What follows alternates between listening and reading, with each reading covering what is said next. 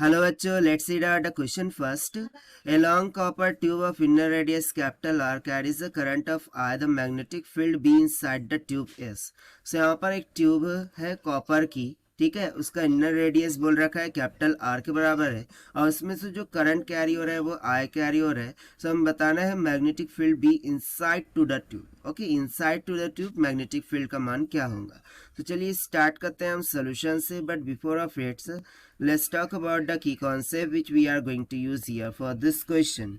सो यहाँ पर हम सिंपली जो एम्पियर्स लॉ है उसका यूज करने वाले हैं. So according to Ampere's law, the closed loop integration of the magnetic field into dl vector ये किसके बराबर होता है? The mu naught into the I, right? जहाँ पर I current flowing through that conductor हो जाएगा, right? So इसी कॉन्सेप्ट का हम यहाँ पर यूज करेंगे. सो लेट्स सपोज के ट्यूब कुछ इस तरीके से होंगी. ये इनर रेडियस मैंने मान लिया, इनर पार्ट मान लिया, ये आउटर पार्ट मान लिया. सो ऑब्वियस सी बात है वो कुछ इस तरीके से ट्यूब होंगी. सो अकॉर्डिंग टू क्वेश्चन ये जो इनर वाला पार्ट है, ठीक है, इनर पार्ट के लिए हमें रेडियस दे रखा है कैपिटल ऑफ आर के बराबर. ठीक है, अब यहाँ से मैं इस तरीके से इनर पार्ट को दिखाना चाहूँ तो डैश पार्ट से हम दिखा सकते हैं. सो बेसिकली जो करंट फ्लो हो रहा है वो कंडक्टर से फ्लो हो रहा है, यानी कि ये वाले पार्ट से फ्लो हो रहा है करंट, राइट. और ये जो इनर पार्ट है यानी कि ये वाला, ठीक है, this is what we call the inner part. ये कैसा है? हॉलो है in nature. This is nothing but hollow in nature.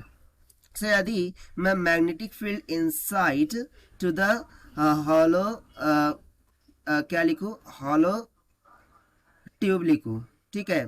सो यहाँ पर हम बोलते हैं कि मैग्नेटिक फील्ड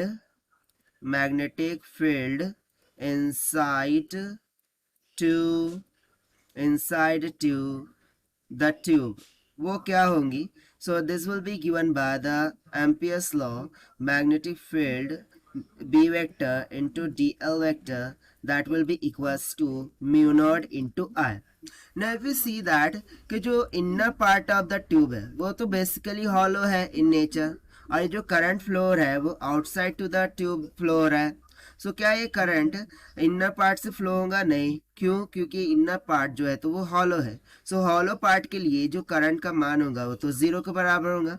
सो यदि मैं करंट को यहाँ पर जीरो सब्स्टिट्यूट कर दूं, so this whole term is going to be zero here. This implies that the close loop integral of B dot D L ये किसके बराबर आ गया? जीरो. अब यदि ये जीरो है so magnetic field inside to the tube वो क्या आ जाएगा? जीरो के बराबर हो जाएगा. और यही हो जाएगा हमारा आंसर फॉर दिस क्वेश्चन जो कि हमने सॉल्व किया by using the concept of Ampere's law. Now let us take the option. So option D will become correct. So this is the required solution. I hope you understood well. Best of luck. Thank you.